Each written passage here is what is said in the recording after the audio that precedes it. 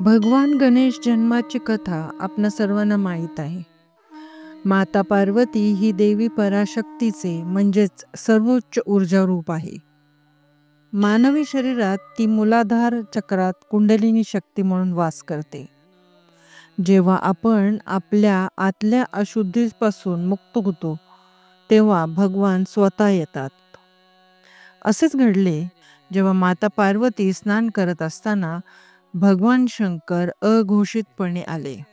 प्रथम माता पार्वतीने दाराचे रक्षण करण्यासाठी नंदीला पाठवले, जो भगवान शिवाचा प्रिय बैल आणि दैवी समर्पणाचे प्रतीक आहे.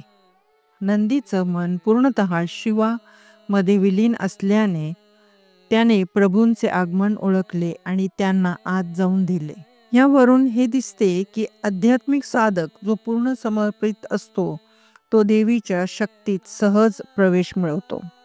पण नंदीनंतर माता पार्वतीने स्वतःच्या उठण्यापासून निर्माण केला बाल गणेश, जो या मूलाधार चक्राचा रक्षक आहे. देवीने पृथ्वीवरील चेतनेचे रक्षण करण्यासाठी भगवान गणेशाची निर्मिती केली, कारण दैवी रहस्य अपरिपक्व मनापासून संरक्षित ठेवणे आवश्यक असते. शिव हे सर्वोच्च भगवान आणि गुरु आहेत. येथे भगवान गणेश म्हणजेच जीवाचा अहंकार. जेव्हा भगवान येतात तेव्हा अहंकाराने वेढलेला जीव त्यांना ओळखत नाही, उलट त्यांच्याशी संघर्ष करतो. गुरुचे कार्य म्हणजे त्या अहंकाराचे डोके छेदन करणे, पण तो अहंकार इतका प्रबळ असतो की भगवान शिवाचे गण सुद्धा त्याला वश करू शकत नाहीत. शेवटी ज्ञानरूपी शिव स्वतः हस्तक्षेप करतात. जेव्हा गणेशाचा मृत्यू होतो तेव्हा माता पार्वती संपूर्ण सृष्टीचा नाश करण्याची धमकी देते. याचा अर्थ असा की अहंकार नष्ट झाल्यावर भौतिक जगात रस संपतो आणि जीव परमात्म्यात विलीन होतो.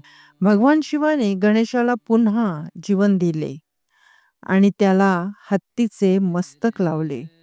याचा अर्थ आहे नवीन चेतना, व्यापक बुद्धी आणि आत्मज्ञानाची प्राप्ती. हत्तीचे डोके दर्शवते ज्ञान मिळवण्यासाठी आवश्यक असलेली बुद्धिमत्ता, संयम, स्मरणशक्ती आणि विशाल दृष्टिकोन. ही कथा आपल्याला शिकवते अहंकार सोडून देणे आणि बुद्धीचा वापर करणे हीच यशाची गुरुकिल्ली आहे. आपल्या आंतरिक इच्छांवर नियंत्रण मिळवणेच म्हणजे आत्मसाक्षात्कार होय. शुद्ध चेतना ही केवळ शरीरातून नव्हे तर आध्यात्मिक ऊर्जेपासून उद्भवते. हाच आहे गणेश जन्मकथेचा खरा आध्यात्मिक अर्थ. जर तुम्हाला ही कथा आवडली असेल आणि तिच्यातील आध्यात्मिक अर्थ समजला असेल तर या ज्ञानाचा प्रकाश इतरांपर्यंत पोहोचवा. व्हिडिओला लाईक, शेअर आणि चॅनलला सबस्क्राईब करा. आपल्या जीवनात गणेशाचे तत्व अंगीकारा. अहंकार सोडून द्या, बुद्धीचा वापर करा आणि अंतर्मनातील शांती अनुभवायला सुरुवात करा. आपल्या विचारात, आपल्या कृतीत आणि आपल्या साधनेत गणेश सदैव जागृत राहू द्या. ओम गणगणपताय नमः.